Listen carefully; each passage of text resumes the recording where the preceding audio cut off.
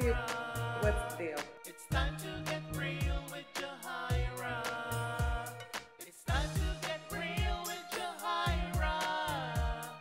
YouTube, what's the deal? What's the deal? One love. YouTube, what's the deal? It's your girl Jahaira, and I am back. Back with something on the lighter side of things for y'all, but actually the real question that I really am trying to get answered. So, as most of you should know by now, and I don't think it's going to come as a shock to anybody anymore, but I am in Louisville, Kentucky, visiting my sister once again, Nina, aka the effervescent and legendary Much Love from KY. So, I'm up here having a blast, getting some much needed relaxation and clarity and decompression. Yeah, and I go to the store this morning for my usual healthy breakfast of soda and a pack of cigarettes.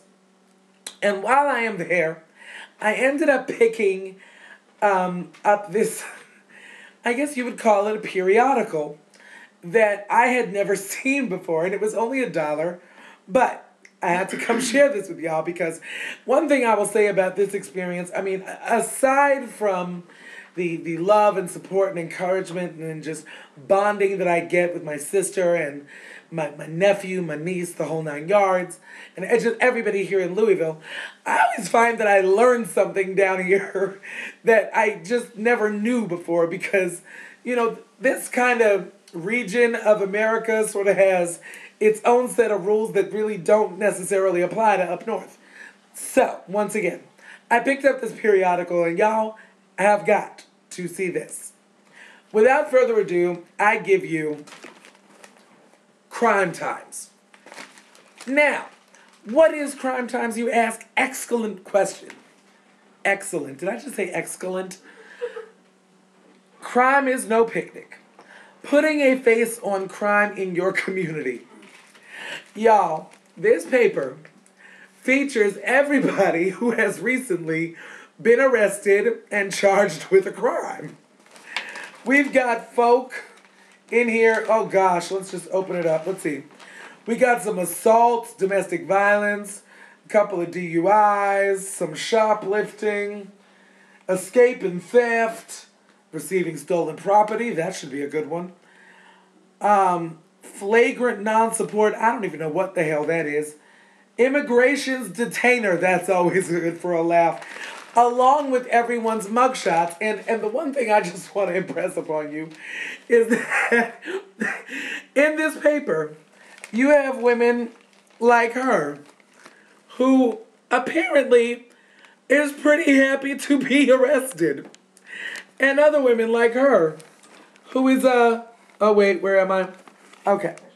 Yep, there we go. Her right here, making great use of what appears to be a 1B30 with a very full bang. And this guy all the way at the corner who look higher than 16 bitches on stilts. Excuse us, that's the doorbell.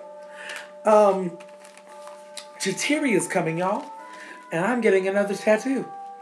In addition to this one, which I just got, I'll show y'all pictures soon, but yeah, and okay, so that being said, this is Crime Times.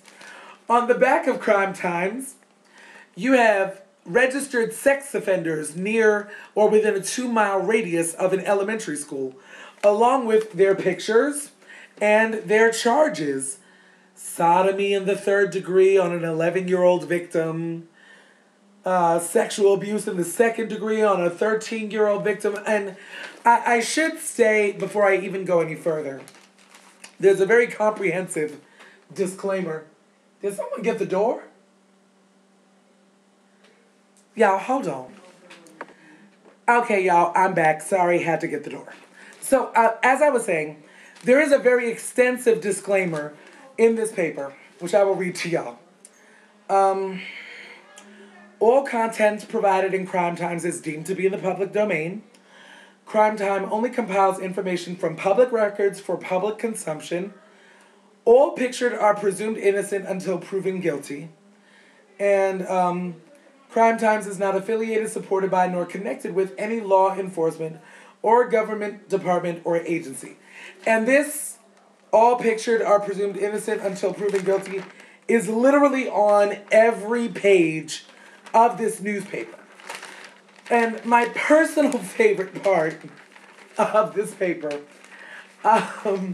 y'all, if anybody else was telling me this story, I would swear to God they was making it up. All right, y'all ready? The mugshot match game, where you get to match the picture of a suspected criminal or arrested individual to the crime that they are charged with. Things like fraudulent use of a credit card, manufacturing meth, loitering for prostitution, receiving stolen property, and assault for domestic violence. I mean, it's fun for the whole family. And I promise you, y'all, I saw this, and I was sitting at the bus stop smoking my cigarette, just because, I wanted to sit down, dying at this paper, dying. But, it was one of those things where the more I started to think about it, the more I said to myself, you know what? Is this a bad idea or is this not a bad idea? Because, y'all know me, I can argue, both sides of a coin.